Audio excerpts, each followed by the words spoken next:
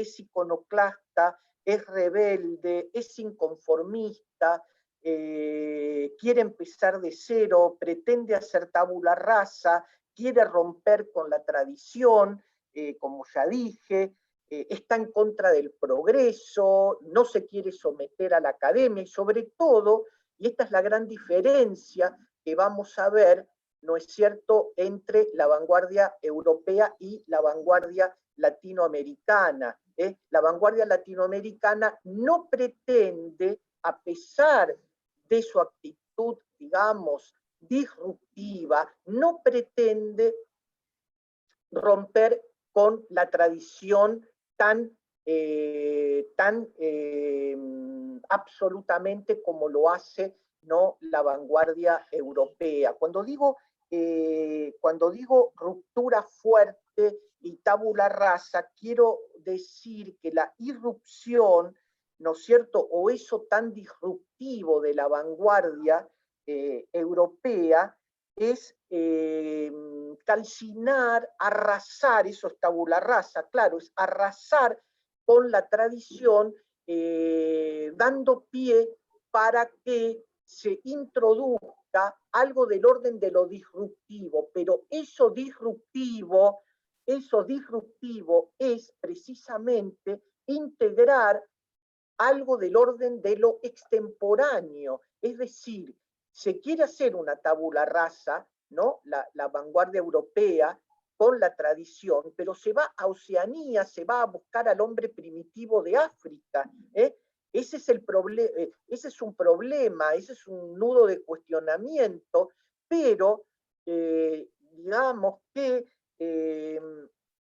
no tiene nada que ver con la vanguardia latinoamericana, porque la vanguardia latinoamericana sí se encuentra y va a confrontar con el pasado, con la tradición y sobre todo, ¿no?, con el pasado colonial, con el pasado. Esta es una gran primera diferencia, porque mientras, digamos, la vanguardia europea va a buscar a ese hombre primitivo a Oceanía o la va a buscar a África, resulta que, digamos, ese hombre, el negro, digamos, está al lado nuestro y, digamos, conforma y forma parte, digamos, de nuestra sociedad. Porque, bueno, de alguna manera, estoy pensando, claro, en la vanguardia caribeña, también en la uruguaya, ¿por qué no? Y para nosotros no es un hombre primitivo el hombre africano, digamos. El hombre africano, digamos, forma parte de nuestra sociedad, ¿no es cierto?, desde la época de la colonia. Por lo tanto, ahí ya comienza a tambalearse, digamos, esos sistemas. Pero lo que quiero decir, para poder entrar en la vanguardia, ¿no es cierto?, latinoamericana, es que hay otro concepto que a veces un poco me parece que confunde, que es una categoría, que es la de modernidad, y que entonces uno comienza a pensar, bueno, pero la vanguardia no forma parte, ¿no?, de la modernidad, porque la modernidad también, ¿no es cierto?, es un fenómeno, ¿no es cierto?, que tiene que ver con la burguesía. La vanguardia quiere romper con la burguesía. Por eso Beta Bürger, cuando dice, bueno, el arte por el arte es la culminación del arte en la sociedad burguesa, porque la sociedad burguesa permitió que el arte fuera arte por el arte, sin ningún tipo, digamos, de utilitarismo, etcétera, etcétera. Pero yo siempre digo esto, reflexionemos sobre esto porque ahí está como el lugar de la confusión. Que el arte llegue a ser el arte por el arte, es decir, autonomía del arte, no quiere decir que el arte no se encuentre determinado por la época y por la sociedad en que el arte está inserto. ¿Me explico? La autonomía del arte no quiere decir cancelación, ¿no?, de la perspectiva social o la perspectiva de las determinaciones sociales, porque claro, para que aparezca una determinada estética, tiene que haber un entorno propicio que provea, ¿no es cierto?, de las condiciones de posibilidad para que eso ocurra.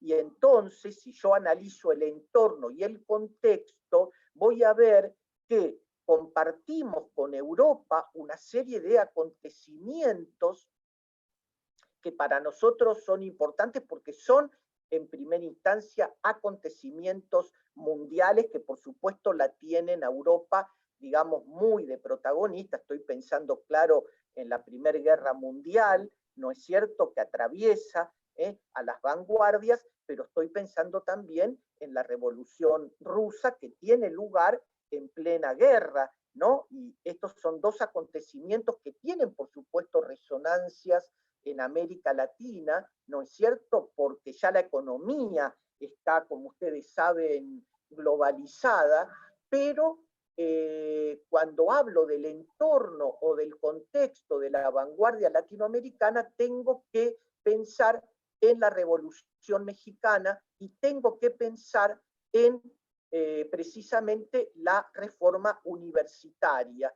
Esto es muy importante porque este contexto es el que me va acercando, ¿no?, la posibilidad de que la vanguardia pueda romper evidentemente con cuestiones que tienen que ver con la moral y que tienen que ver, por ejemplo, con los conflictos y los problemas sociales entramados, ¿no es cierto?, en una cuestión política. Por lo tanto, la vanguardia forma parte de la modernidad, pero la vanguardia es un movimiento estético que está en tensión, ¿no es cierto?, con lo político.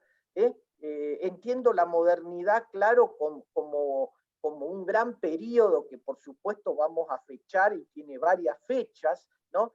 De acuerdo a la teorización que tengamos, pero es una hegemonía mundial evidente de la burguesía en una época, diría Erich Hobsbawm, ¿no?, del imperialismo, que por supuesto va de 1875 a 1914, de expansión colonial, donde hay una división internacional del trabajo entre los países industrializados y los que siguen, digamos, dando la materia prima, innovaciones en la economía, ¿no es cierto?, etcétera, etcétera. Ahora, ¿qué quiero decir con esto? Quiero decir que la vanguardia forma parte todavía de esa modernidad, pero es un momento tan revulsivo, tan irreductible, ¿no?, que precisamente por eso la vanguardia produce ese quiebre y esa ruptura y esa eclosión. Por supuesto que hay varias teorías. Por ejemplo, yo comencé diciendo o dando, ahora voy a dar otro ejemplo, ¿no es cierto?, de Casa de Muñecas como una obra anticipatoria, pero, por ejemplo, Julia Kristeva, que es una gran teórica, dice que los que verdaderamente anticipan todo lo que va a ocurrir son tres grandes poetas, Lautréamont, Mallarmé y Rimbaud, en un libro que paradójicamente no está traducido, ¿no es cierto?, al español, que se llama La Revolución du langage poétique, es decir, la revolución del lenguaje poético, y me parece claro que, y ahí empezamos a notar que la vanguardia se nos acerca a nuestra vida y que es Mallarmé, ¿no es cierto?, con ese gran poema Un coup de dés, que Walter Benjamin, o sea, uno de los poetas simbolistas más herméticos, más,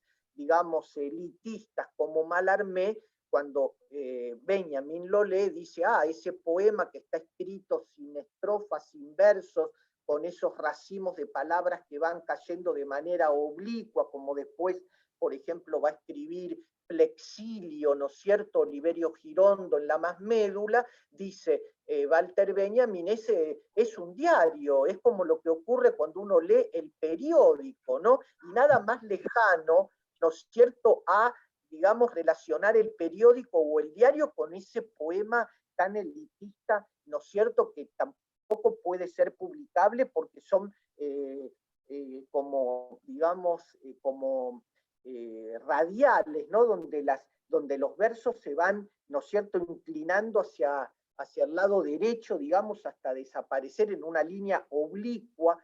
Yo pude ver en el Centro Pompidou de París una publicación del poema en una gran pared, en una gran página en blanco, y no como lo leemos en libro, que el libro lo va cortando y nosotros tenemos que imaginar cómo es ese poema. Entonces ya estamos adelantándonos, ¿no es cierto?, a esta pregunta que yo había dicho al principio. Espero no estar muy confuso y dar varias líneas, porque estoy hablando en muchas líneas y no quiero tampoco, digamos, ¿no? Pero lo que decíamos al principio, ¿no? Que si es posible una vanguardia hoy, y es evidente que muchos de los recursos del diseño gráfico provienen de ANCUDD y provienen precisamente de lo que la vanguardia hace a nivel del diseño gráfico, a nivel de la tipografía y a nivel, digamos, de la página. Claro, ahora estoy pensando concretamente, ¿no es cierto?, en la poesía, pero el diseño gráfico tiene, digamos, esos componentes, ¿no? Lo que va a ser después la poesía concreta, ¿no es cierto?, brasileña, etcétera, o también mexicana.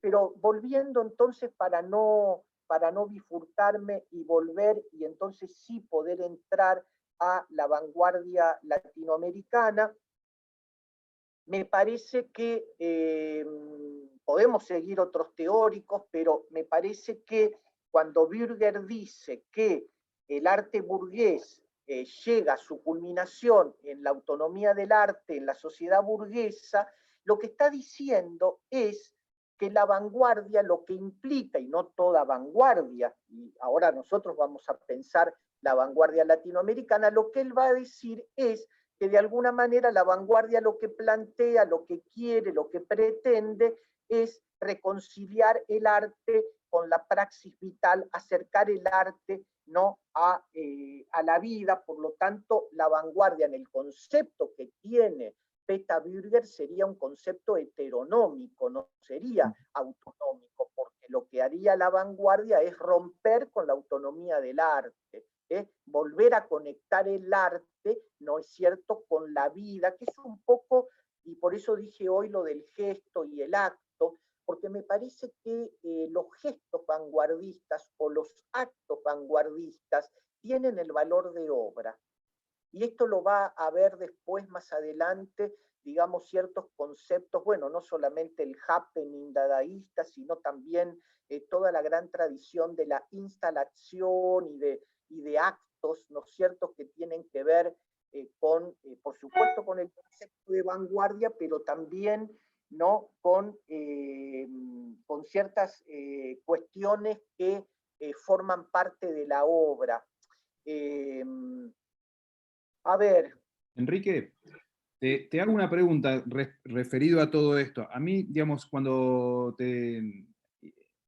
digamos, te invitamos a hablar, vos me planteabas la cuestión de, bueno, un poco el nombre de la chava, ¿no? Digamos, lo estético y lo político de la vanguardia latinoamericana. Y en ese sentido, digamos, dos cosas. Por un lado, esta cuestión de que la vanguardia europea va a buscar, digamos, en lo primitivo, es decir, incluso lo exótico, el gesto de ruptura, hablando de gestos, y vos decís que la vanguardia latinoamericana en realidad lee, interpela su propia historia, básicamente, ¿no?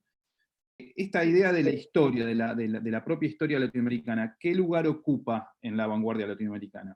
Sí, te agradezco la pregunta. Yo diría, Quique, más que lo exótico, diría lo primitivo. No confundamos, porque el exotismo, el orientalismo, había estado ya a fin de siglo, ¿no es cierto?, con el simbolismo, decadentismo. Más que lo exótico es lo primitivo. Por eso uno de los temas más importantes, o las figuras que aparecen en la vanguardia, es Adán, lo adánico. ¿Por qué? Y porque digamos, ese horizonte primitivo era volver a, y esto también vale para la pintura, no solamente para la literatura, sino volver a ver el mundo como con esa primera mirada, o sea, rescatar esa primera mirada adánica sobre el mundo. Esa es la utopía vanguardista. Por eso Adán es una figura que aparece mucho en la vanguardia, ¿no? Ese estado paradisíaco, ¿no es cierto?, del hombre que ve por primera vez el mundo. Edoardo Sanguinetti, que me parece que es uno de los críticos más brillantes, poeta también italiano, de la década del 60 y que pensó de alguna manera, ¿no es cierto?, la posibilidad, ¿no?, de la vuelta de una vanguardia, que es el que de algún modo inaugura, ¿no es cierto?, inaugura ese concepto que después todo el mundo repite acerca de que el destino de la vanguardia es el museo, porque la vanguardia está destinada a museificarse, ¿no es cierto?, de alguna manera a momificarse. Edoardo Sanguinetti, ¿no?, precisamente es interesante porque es uno de los grandes teóricos, pero a la vez es un poeta, ¿no? Me parece que está ahí como una teoría y praxis bastante interesante para tener en cuenta.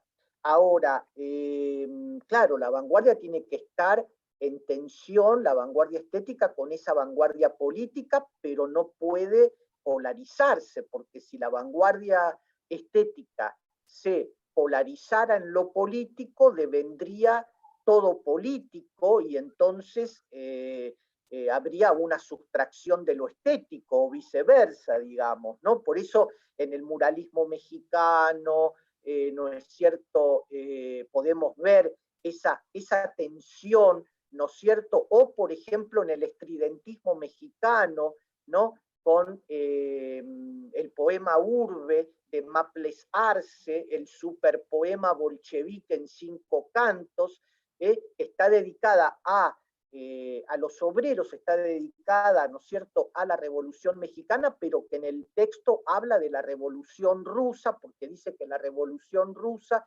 también trae nuevos aires o que sopla un nuevo viento, ¿no? Entre paréntesis, estuve en un Zoom la semana pasada, se acaba de hacer una edición facsimilar en México, en el Colegio de México, sobre la novela quizás más vanguardista de Arqueles Vela, que era un autor de origen guatemalteco, radicado en México, una pequeña novela que se llama La señorita, etcétera, y se acaba de hacer una edición facsimilar. Yo la tengo acá porque me la acaban de mandar, se hizo la presentación la semana pasada y me la mandaron de inmediato, ¿no? E hicieron una edición facsimilar, se las muestro, ¿no? Tienes que poner el audio, el video pone Enrique, porque... Sí. Ah, mirá qué bueno. Es como un pequeño librito, no sé si lo llegan a ver, ¿no? Sí. Digamos, pero muy, muy, muy interesante porque siempre hablamos de la poesía vanguardista y hay una prosa de vanguardia, ¿no? Hay una prosa de vanguardia en la cual estaría, por supuesto, nuestro Macedonio Fernández, ¿no? Arqueles Vela, ¿no es cierto?, Martín Adán, ¿no?, en Xavier Abril, en Perú, es decir, una prosa que también rompe con los cánones tradicionales. Pero volvamos a tu pregunta de lo político. Tiene que estar esa tensión porque de alguna manera, si no estuviera esa tensión, no habría arte, ¿no es cierto? ¿Quieren que me vaya? ¿Me voy? Cierro. No, está bien, no se corta, por ahora sigamos así. Y esto es uno de los temas, yo diría, como más difíciles de aprender, esta tensión, ¿no? Yo voy a dar un ejemplo de una tensión entre el arte y la política, pero no esos ejemplos que siempre de alguna manera son los elegidos y que tienen la inflexión de lo político. Ustedes saben, ¿no?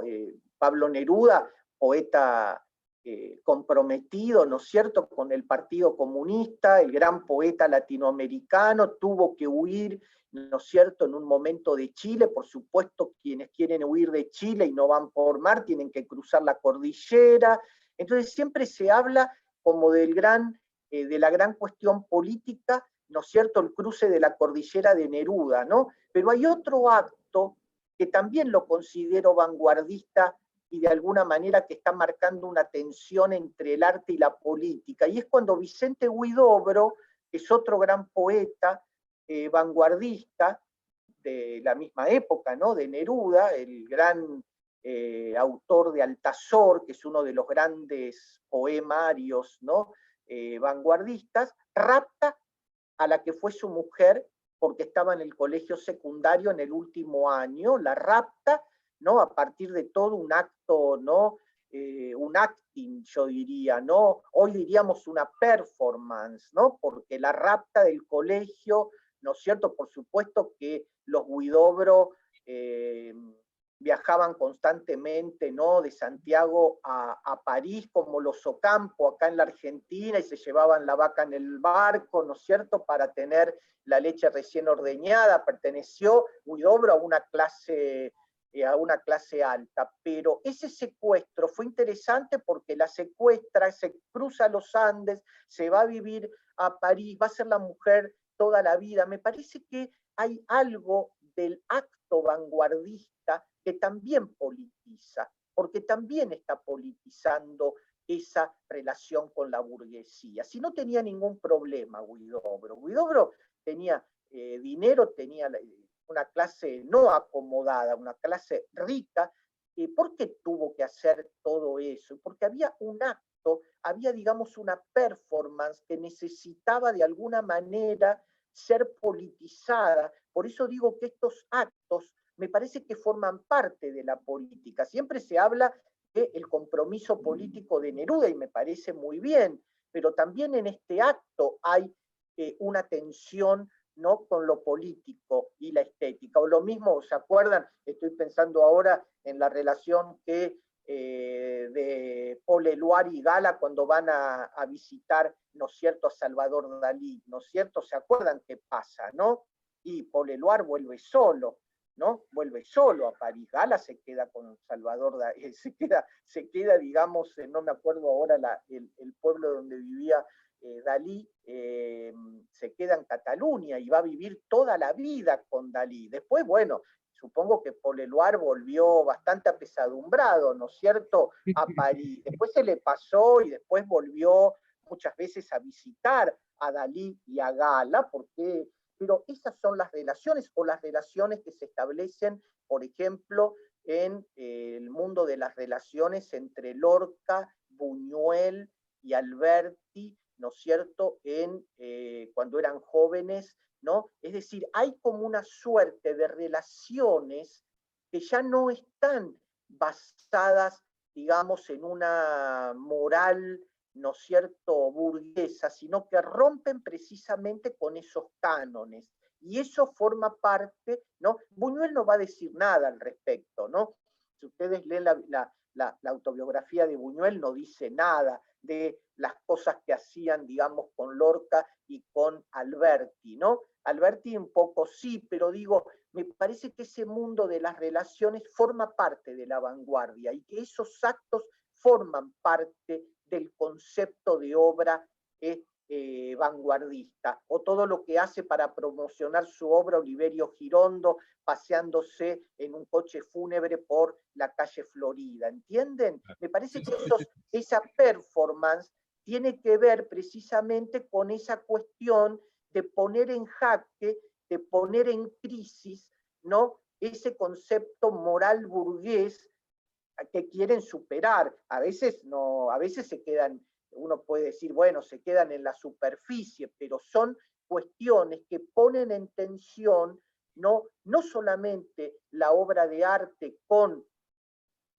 los actos personales, sino que también empiezan a surgir otro tipo de texturas, de textos que están rodeando a la obra de arte. Me refiero a los manifiestos, a las proclamas, a los volantes. Me parece que todo eso va formando, es decir, los volantes, las proclamas, provienen de la esfera política, de las manifestaciones políticas, pero se vuelven estéticas, se vuelven estéticas, o si ustedes quieren, hay una tensión entre esa esfera política y la esfera de la estética. Hay un poeta muy impresionante, colombiano, Porfirio Barba Jacob, que deja de llamarse, creo, Ricardo Contreras, y entonces comienza a firmar sus libros como Porfirio Barba Jacob, que había sido un... no me sale la palabra, estos que eran quemados en la Edad Media. ¿Cómo? ¿Un hereje? No. Sí, no, sí, pero hay una palabra, sí, un hereje llamado así, ¿no? Porfirio, y entonces toma ese nombre, ¿no?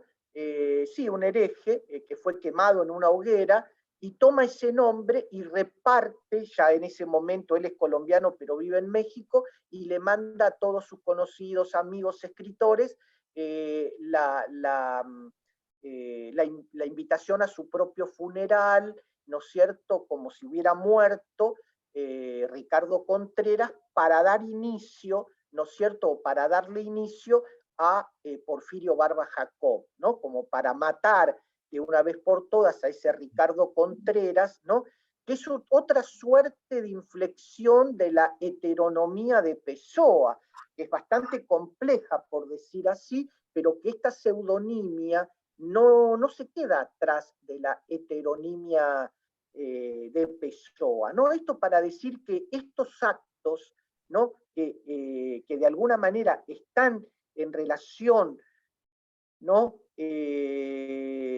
con este nuevo concepto de la obra de arte vanguardista, también forma parte de la obra. No lo veo como algo que está desmembrado, desligado de la obra. Es decir, los actos forman parte también de la obra, ¿no? Ahora, la vanguardia latinoamericana mira hacia el pasado. Fíjense, o por ejemplo, analicemos que las dos revistas quizás más importantes de la vanguardia, tanto Martín Fierro como Amauta en Perú, que fue creada por José Carlos Mariátegui, la verdad que no tienen nada de nombres vanguardistas. Es decir, llamar a la vanguardia, llamar al órgano de la vanguardia, ¿no es cierto?, ultraísta, ¿no es cierto?, de Buenos Aires, donde está Borges, Girondo, Marechal, en fin, hay un montón, ¿no?, de grandes poetas, Lanuza, Córdoba Iturburu, es decir, hay un montón, en una playa de poetas. Llamarla Martín Fierro es realmente elegir el nombre más antivanguardista por antonomasia. Y Amauta, ustedes saben que en quechua Amauta quiere decir que eran los maestros, ¿no es cierto?, de la realeza inca, el Amauta, ¿no es cierto?, el maestro, o sea que de algún modo se está rememorando y se está remontando hacia el pasado, en realidad ese pasado que por una razón u otra podría estar representando algo del orden de esa identidad nacional. Y a diferencia de lo que está ocurriendo en la vanguardia europea, en la vanguardia latinoamericana, la vanguardia se enfrenta a la conformación de la nación, ¿no? Claro. Es decir, en los martinfierristas hay un nacionalismo, por supuesto, no revulsivo como el nacionalismo de los años 10, sino una especie de nacionalismo atenuado, diría Noé Gitric, una suerte de nacionalismo criollista, ¿no? Oliverio Girondo dirá que tiene fe en nuestra fonética, y Borges escribirá la palabra ciudad sin la D final, es decir, hay algo del orden de la fonética identitaria que se identifica con un horizonte criollista, como puedo encontrar en Perú el problema indigenista, en Brasil, por supuesto, el indigenismo, pero también, ¿no es cierto?, el negrismo, ¿no?, como aparece precisamente en las Antillas, ¿no es cierto? Es decir, que la vanguardia se está enfrentando con aquello que en realidad está en sus propias antípodas y tiene que hacer y tiene que moverse, digamos, en esa situación. Los regionalistas tienen que modernizarse frente a las técnicas supermodernizadoras que los vanguardistas van, ¿no es cierto?, incorporando. No todas las vanguardias latinoamericanas son sincrónicas, uno podría decir que la vanguardia en el Río de la Plata termina alrededor de 1930 aproximadamente, pero en el Caribe continúan bien entrados los años 30. Incluso Fernando Ortiz publica el ensayo de interpretación nacional, quizás más vanguardista, ¿no es cierto?, de todos, que es el contrapunteo cubano del tabaco y el azúcar, de 1940, por lo tanto, y ahí toma